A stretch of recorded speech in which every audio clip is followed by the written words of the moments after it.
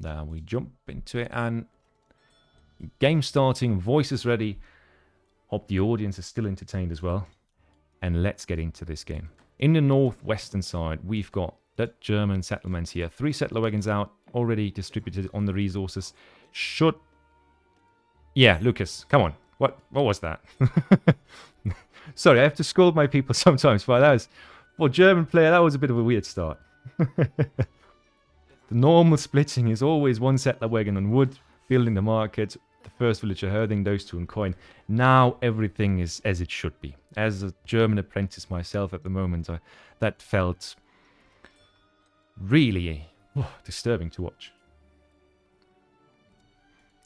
Now on the other side, Loki in the southeast with the French. The matchup itself is also one of those really classic ones that I just love to watch because most of the time features very frontal approaches, very aggressive plays or timing-oriented plays that do feature a lot of micro, a lot of these nitty-bitty grids that we love so much about the game most of the time.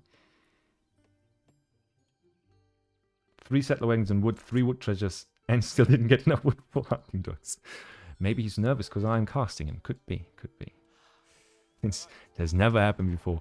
Now, he's now getting the 70 wood over here. Already has enough for, yeah, for everything he needs. He has the house, he has the hunting dogs, he has all these good things. But it is going to go toward the first TP that we will build on that map, and a TP we certainly will see. We did see Swisher Guts on this map getting quite outplayed by Angus, who managed to catch the German explorer off guard and thereby deny the H2 or transition TP that you usually see from Germany. But I don't think we will see this from Lucas in this situation over here. Oh, Mother Nature, sorry, we don't want to see that one. Yeah, CDBs looks like a 14 villager, but a close one, which feels weird. Usually, it's not that close from France. Because they can, if you don't mess up badly, they do have a rather reliable 14 villager, but those numbers don't add up too much. Oh wait, that's 13. My mistake, I was thinking about, I thought that one was already the 14th, but with this treasure over here, the idle time might be worth it. I do want to take all these bad words back. There we go. 13 village up for France. A bit of tempo gained. A bit smaller window for Lucas to go in there and raid the French player to death with his obligatory Ulan raid. And at the same time, just a bit bigger window for France to make something happen, either in H2 or to get a better tempo advantage for H3. We will see. Germany over there. France, pretty sure. Yeah, I'm pretty sure that Lucas is going to scout that. That Loki might scout that. Lucas will stay around here and try to take that TP, I do reckon. A lot of coin already gathered from treasures though, so that was going to be great for the macro for steel traps in H2. France starting with the obligatory herding, because on this map, without herding, you are dead in the water already. Nothing you can do about it, because look at, I mean, you have to aim the damn herd through that here, which is already a task all on its own, without being raided while doing it. Lucas is being annoyed, but the TP is going to go up. There is no chance in hell that this will be denied by the spy, by the scout alone. Loki almost up with the quartermaster. We see forward CDBs, so he will try to put pressure on Lucas and to make some, yeah, to pull off some early aggression and hopefully either deny the age up fully or at least do enough damage to slow down the huge bonus shipment value that Germany gets with the H3 shipments. So, H2 quartermaster almost through. Normal age up for Germany. Lucas herding looks fine so far. This herd not touched, but it's, as I said, very hard to get that one in.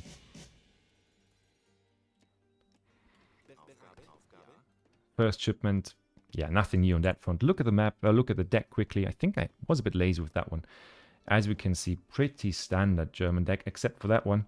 The Polish Winged Hussars, absolutely viable, but at the same time, not always a standard card you would see in a German deck. On the other side, move it, move it. Sent Swiss.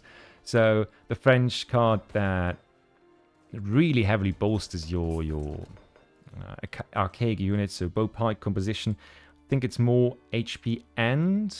yeah, HP and the armor on both units, so 10% each. Really makes them more worthwhile, and it's easy to stick to that unit composition then. And also has the Tirailleurs card, which enables you to later transform all your leftover... what a horrible batch of crossbows that was. Ah, that hurts. All your leftover crossbowmen into skirms for one card. First Ulanate going through, and it's the front villages that have to bite the dust there. No saving grace. Those pikes are not going to be in time. Should have stayed over there because there's just no way that this is going to survive without HP on it, especially. At least Lucas now knows what's up, can react to it. What do we see from Lucas on the other side? Barracks in base with some crossbows being pumped out. 2 batches there already. Next card is going to be a resource card. Yeah, not going for a timing yet. Has to go for 700 wood first. That TP is going to be denied. But a TP exchanged for 2 settlers, especially for 2 CDBs, is a bit harsh still, isn't it?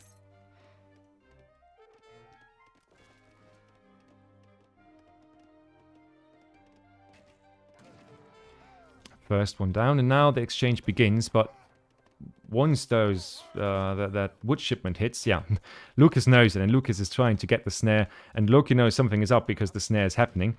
Now trying to counter snare, but those 2 Yulins from the shipment are going to be enough to fully clean this, and even with the reinforcing batches here, hard to pull this. And look at that. 2 more Ulins, the ones from the raid, are actually still alive and able to pursue here. And with that mass, the first game might already be taken here if the fight comes to happen. Let's see what we got from as reinforcing batches here for the French player. Wrong unit composition for this situation. Or not the wrong unit composition, but the wrong batch composition right now, because even a double skirm batch here, a double crossbow batch will not save him in this fight. Still pushing it through though. Risky as hell. I have no idea if this can even be good for him at any point, because there's so many Yulins still on the field, and Lucas now just easily pumping through more units. After he's probably going for 700 coin, and we see it, the Yulins just slaughter, absolutely cut through the skirms of the crossbows, and that's the first game done in under 8 minutes, the fastest game so far, I think.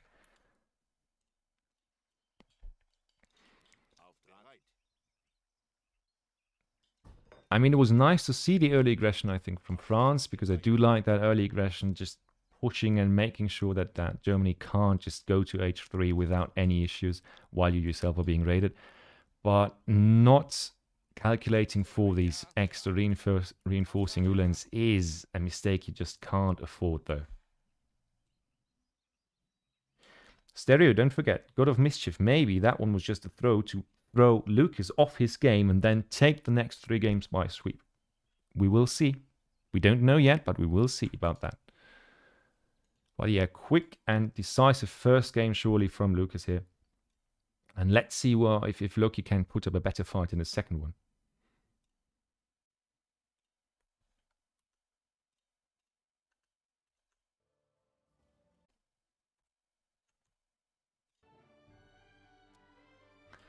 This time with a winter spawn, although with the one with a middle TP line. So I think, yeah, I certainly don't have a memory, or my memory skills are not that great.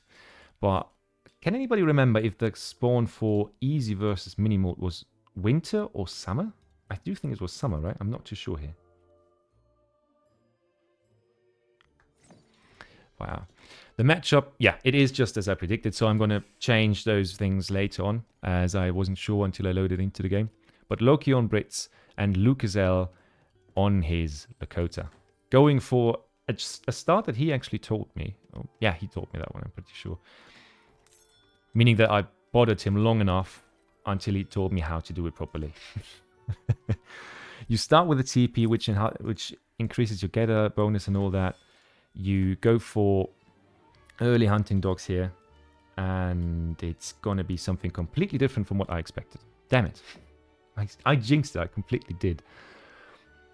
But hunting dogs is in, TP is in at around the 1 minute mark, so he has all the resources he needs. gather rate is great, and you can usually age up with 14 villagers here, which is a tempo boost that benefits Lakota in a lot of scenarios.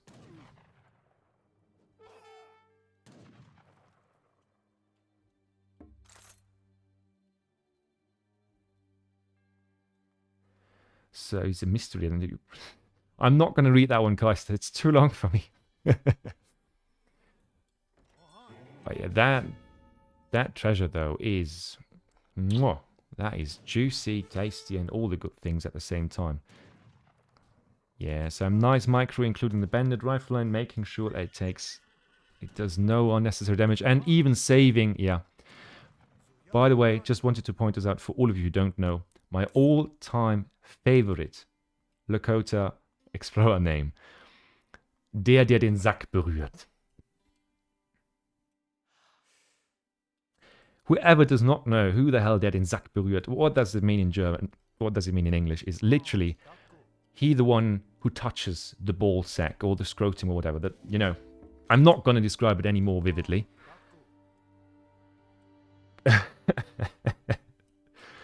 I love it. It sounds weird, but that name always makes me laugh because I love the creativity behind it. That's all I'm going to say about it, though. Lucas is aging up with 14 vills as promised. His deck looks like this. No anti-water capabilities, but also he probably ain't expecting too much water play from Brit on the other side. Brit going full anti-water, going for schooners even in the deck, and with the TP line set up like this, I think we might see something similar to the game we saw in the last round here. At least from the side of Lakota, that is.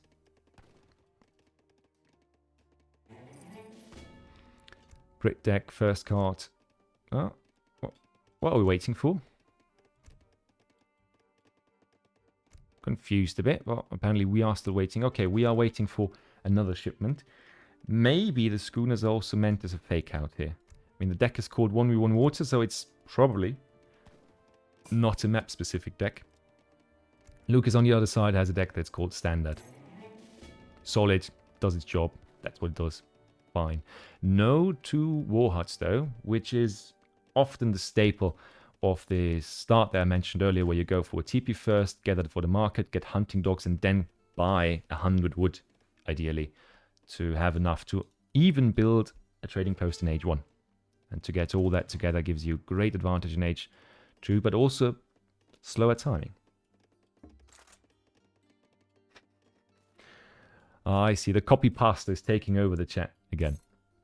80 coin, great treasure here for Lakota. Can buy resources, can invest into wood age up or into, yeah, 3 X Rudder, for example. And we see exactly what I talked about. We're seeing a war hut being put down here forward, trading post going down, which is going to be upgraded to stagecoach with a 700 wood over here. And after that, I would bet that we see at least 2 unit shipments back to back after this. Just putting pressure on Brits. And Brits, if they don't scout this well, they might not be able... Oh, we already have 1 TP. That one I did miss, that's my bad.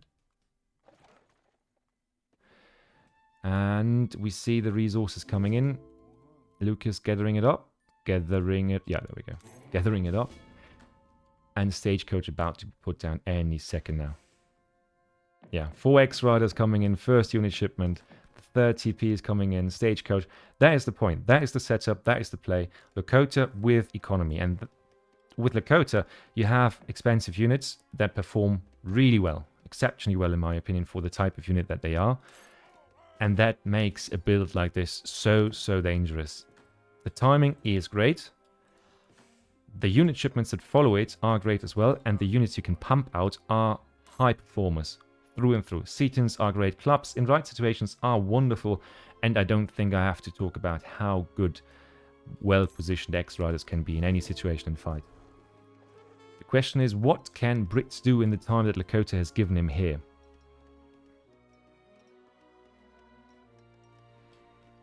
Hola amigos in chat as well. Nice to see you, man. Always appreciate you having you here. Now, the first... Oh, is that? Yeah, 700, 600 wood. So... Houses galore coming up, Rex coming up, double Rex even. Manor houses there, a few pikes to at least fend off those guys, but there's bows right behind it, and that might already be problematic for Brit to deal with. A few longbows though, if I have my eyes see right. Yeah. Although the number is concerning because one single longbow means somebody effed up along the line. Yeah, stagecoach now at full effect. 30 vils at 6.5 minutes, 20 vils. But if each of those TPs probably... how high should we rate those? 4 villages each, so 12 villages. About the same, but with better technologies on the Brit player. Nevertheless, we are still seeing another boom going down over here with the Kree being put to good use. And if you can utilize them right, that's 5 goddamn CDBs in your base. It's just super strong. And I do think that Loki is just about to say, what the hell is this? Score lead? Nope, no score lead. Army lead? Certainly not. Villager lead? Eco lead? Nope, not there. Taking great fights all over the place. Minutemen being popped, but in a weird spot and not able to do the damage they want to do. A few bows going down, but who cares if you're Lakota and have that kind of economy behind it. And now Lucas knows that he is more or less ahead already. And next shipment is 600 wood for another Vil shipment probably, for another military building, for technologies, maybe even for water if he feels brave, I guess. But this is not pressure. This is just pure dominance, map control-wise at least here.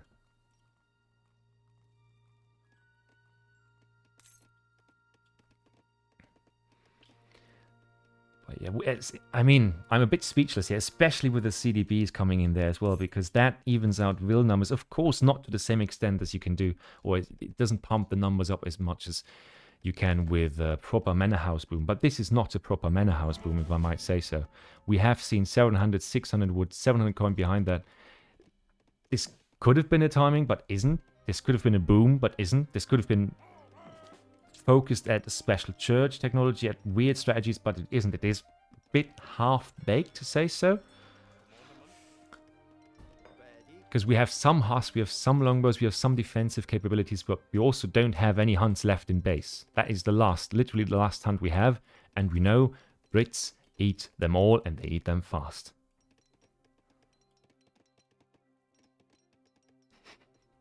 Guys, you do know that I have to read through all of those later on, right? Just for my own sake.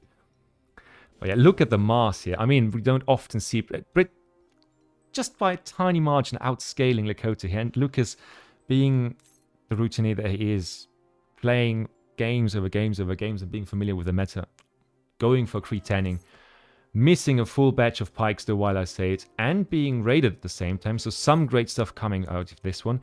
But I do think that while those husks are feeling lucky, they might have a bad awakening here. Oh.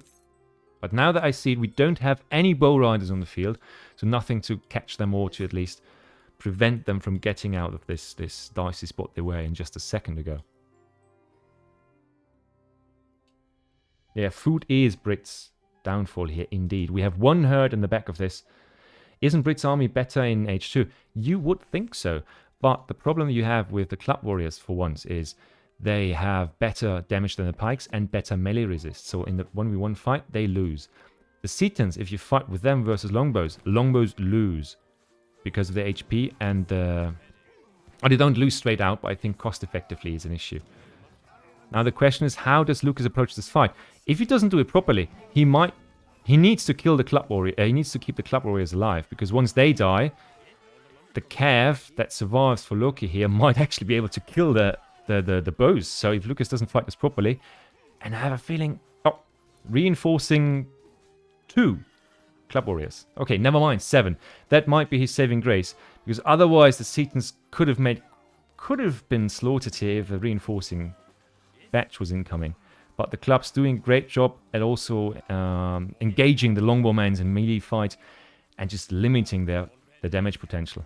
Still pretty close, and this reinforcing batch might still take it though. If, yeah, more reinforcements from the other side. It's a back and forth, but I do think the fight must have been better for... Hard to say. I would argue even for Brits. I do think the mass was bigger for Lakota here.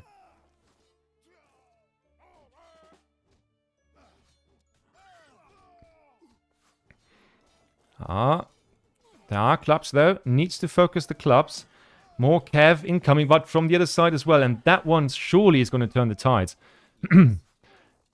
The pikes are clutch here. They really are. We do need a full calf badge though, if we want to survive this. A huge back and forth. 42 villagers to 33. Now to Carlos coming in, and those guys might be the small weight that actually tips over the scales here in favor of Lakota, because they are just tanky as hell, and especially against Brits, especially against the Longbow, they just excel at the fighting. I also think that Loki wants to take the fight a bit closer back, because the TP alone here, that's 10% HP on every single unit. That's basically a Haudenosaunee Explorer supporting units through and through. LukasL on the other side, I think he must be a bit irritated by what just happened. He might be looking for an age up there. Got the Vil Scout on the back. Loki gathering the last hunts. He has pushed forward so far, I can see it. But, oh, he surely was scouted by the scout that just ran over here. And yeah, Lucas knows that there's game. But the game is not the animals he's looking for. He is looking for the Vils. And they have to run, especially against Lakota without greatcoats. Is this man insane?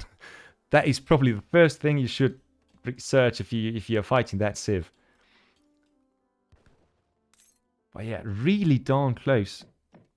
Still, I do feel like Lakota is in a better position and ahead, more or less. But the fight they took earlier was just not as great as they would have hoped for, weirdly enough.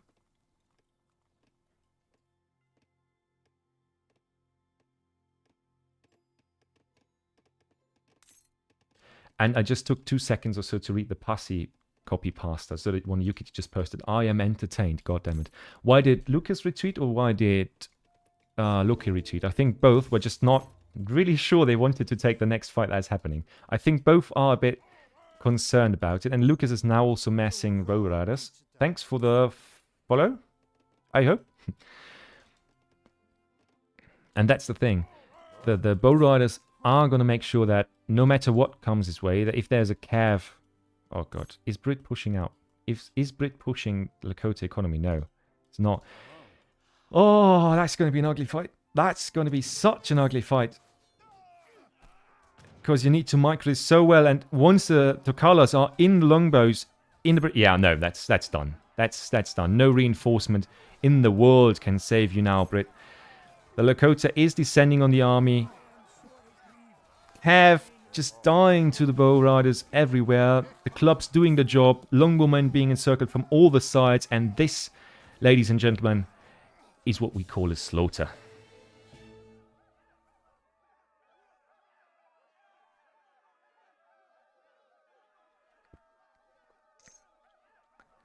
I mean, that was actually quite close.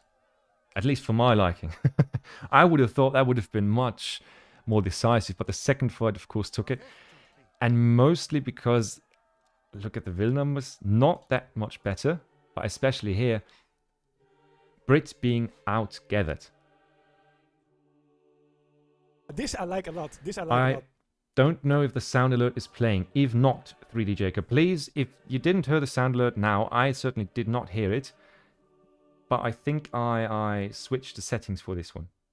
Is Lakota going to have a 100% win rate this tournament? Lakota is a very specific map pick, in my opinion. Oh, it worked. Wonderful. If that is working, then I'm really darn happy about it, because we've always been having a few problems with it. But Lakota is insane. I think that the BO that makes Lakota so insane is what we just saw here. We have seen it from Kevin, we have seen it from Angers, we have seen it from Julian, being played all over the place, especially in maps with a fixed TP line in the middle, or what was it? Central Plains, where you have where you have 5 TPs for a TP line. You can just it's just so well, the synergy between the resources you can get out of it and the tempo you still maintain while getting huge economy behind it.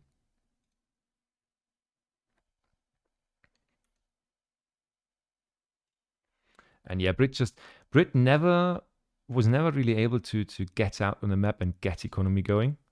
That's those two herds over there and there are basically the last chance they have. And Lakota just outmassed, outgathered, out everything them. This was not a micro issue over here. This was just a poor band of British musketeers and some guys with longbows against a massive force of Native Americans pushing in and just slaughtering the entire lot of them. Well played by Lucas. Let's see what the next game is.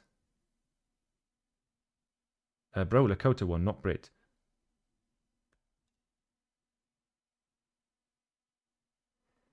Who is the mod that just messed this up?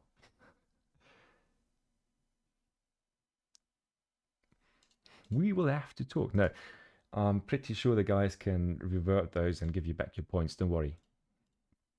We are scamming you just by taking your lifetime away while making you watch these casts and games. So, there we go. So, back to the overlay in the meantime, making sure that we don't miss this. And also, there we go. Sometimes I do keep green screening myself. I'm sorry about that. But I think it's allowed to happen once every 2 hours or something, so I'm still good, I hope. Josh is not gonna put me in the cellar again. So, Dutch on this map has been a favorite, or one of the favorites at least, and Aztec not so much, but Aztec has also been banned a lot, at least from the matches that I saw. Just a civ that is very unpopular with some of the top players right now, especially because of their capabilities concerning, how do you call it, an kill-tacking unit that can stealth itself, can be replenished by the numbers if you lose too many, and is really hard to deal with in a lot of matchup and situations, aka the Jaguar Prowler Knight, of course, and a lot of other units that have become quite problematic.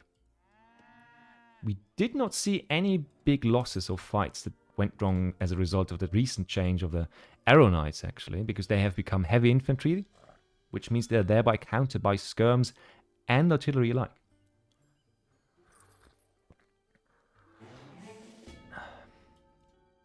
There's no cover mode on Coyote anymore. Should not be, at least. I have been assured that this has been patched, and in the recent patch we had the cover mode removed from all of the, what's it called, shock infantry, except, sadly, except for the native ones. Native post ones, that is. So things like Wretch and Shield still have the cover mode, but other units don't. Yeah, where's the house placement? Let's get that one.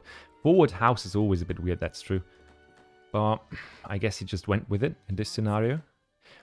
Of course, the Warrior Priest being on the Community Plaza is huge for Aztec. Remember the times? Staryu. Is that... For me, that is the Pokemon, but for you guys, there might be something else. Remember the times when we still had the Age 1 shipment that gave you a faster age up and a Warrior Priest? That was insane as well. Well, yeah. The question is, how hard is Aztec going to push, and how hard or well can Dutch defend this? Yeah. Defending against the LukasL Aztec hard rush. Not the thing I prefer doing at a nice Saturday night, to be honest. Oh yeah, Dutch 1v1 CM. I mean, CM is the saving grace here. That thing needs to be in there, surely, against Aztec as well. Especially once Aztec has the upgrades for Cav, that might be no other chance to save this. Because then the Cav becomes, I think, 3 shots or something for the TC. And thereby almost unable to manage it with your TC fire alone. I'm ECL material. Risotto, you showed in the ECL that you are more than ECL material. Don't forget, you beat Lionheart, who just recently beat, I think, Julian K. Revnak at some point as well. With Rio Grande, but no, still. So, you know, you beat him, so you are number 1 right now. Don't forget that. Sorry for the drinking in between. I'm just trying to keep up the voice capabilities to the best as I can. Luke is hurting a bit, but honestly not too concerned about it. He has 2 herds under the TC starting herd, and this looks like a fresh one. He also has, what? How many are those? 4 cattle over there, so 4 livestock. Pieces of livestock in his base. And Luke is not fast aging, but going with the Elder with a really good age up time as well. That must have been the 240 age up, basically. The giant trash can. Now, I configured it the way that I don't hear the voice alerts anymore. If you hear it, that's perfectly fine for me, but now I do see that I'm missing some of them. First shipment, 600 wood. 700 wood, actually. Interesting. Forward warhead is coming. So that might be used for unit production, houses, or maybe even a second one. Yeah. We see the macro, right? We see the macro. We see what's in his deck. And this one is one of the builds that, at least in the German league community, was popularized by Lukas as well, or he was one of the first that played it. So we are either going to see one or even double Maya allies that are going to be jammed right into the face of the Dutch player here. Not going to be pretty, I promise you that. Not going to be pretty at all. Let's see what Loki has sent so far. First card, 700 wood. After that, Bankwagon. He even has the 2 frontier defenses because he's so goddamn scared of Lukas. And damn me, man, I would be too. I would be scared shitless, I guess, in this situation. But yeah, it's going to be a Haas-Mas composition, just Aztec style. Houses are coming up. Don't forget, those guys don't cost houses, so it's really easy to macro for this and to put this up.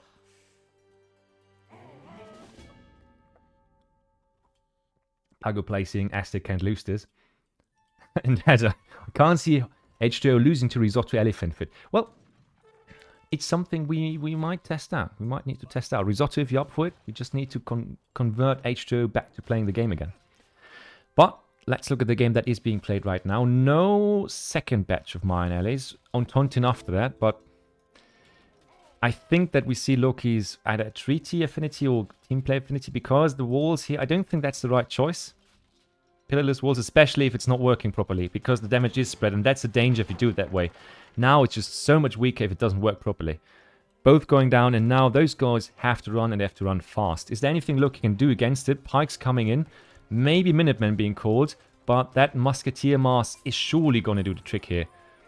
And Lukas coming in with the reinforcement just after that, pulling right back after the Minutemen having been called. A lot of value wasted because their value obviously ticks down here, and this army, Jesus. We are at the 6:30-minute mark and have over 30 units out on the field.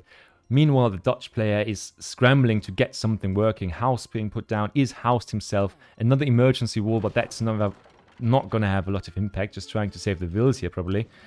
That one is not going to be saved. The wall is not up. The defenses are not up. Minutemen are dwindling down in quality and in fighting capabilities as well.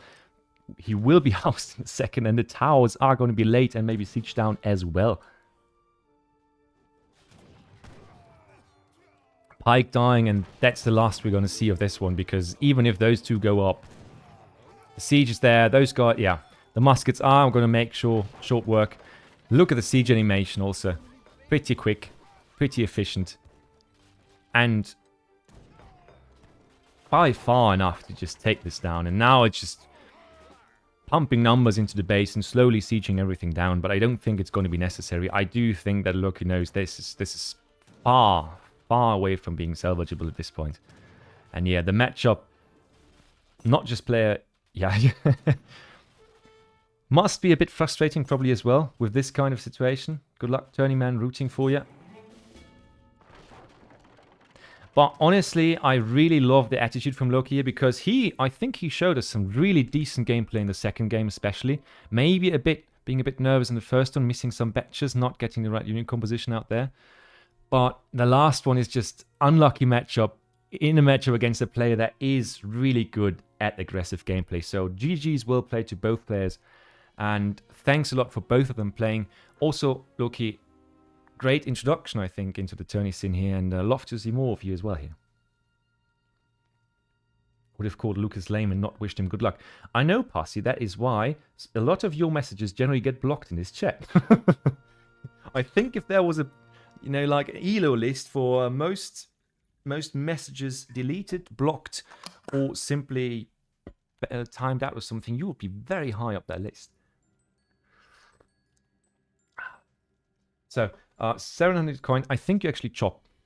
I think you actually chop for the coin here, because the first thing we saw from Lukas was actually Not the 600 coin, but going for 700 coin, 700 wood, getting infrastructure, getting the first units out, and then going all out on coin doing that.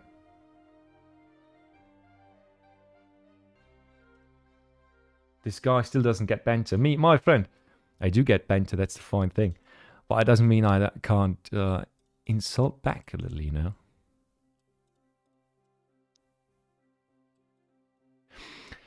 All right, the next series finished. We have 30 minutes left till Soldier plays Robot. As far as I know, Robot is not available to play any earlier, and I don't want to do German noises. And don't need to time him out for that. I don't mind. I thought Mini was talking about me with the angry German noises. 227 people in chat. Hey, nice to have all of you here. What a lovely place to have you all gathered and watching this amazing series so far. Or these amazing series, shall we say. So, before I get caught up here too far or too much, oh yeah, we still have a series that we need to finish, I think, if we are lucky, and, well, Luktom is not too lucky. We can probably fit another game of Optimus versus Luktom in here before Soldier has to prove that he's the greatest ever lived against Robot himself. So, in the meantime, put you back into transition prison.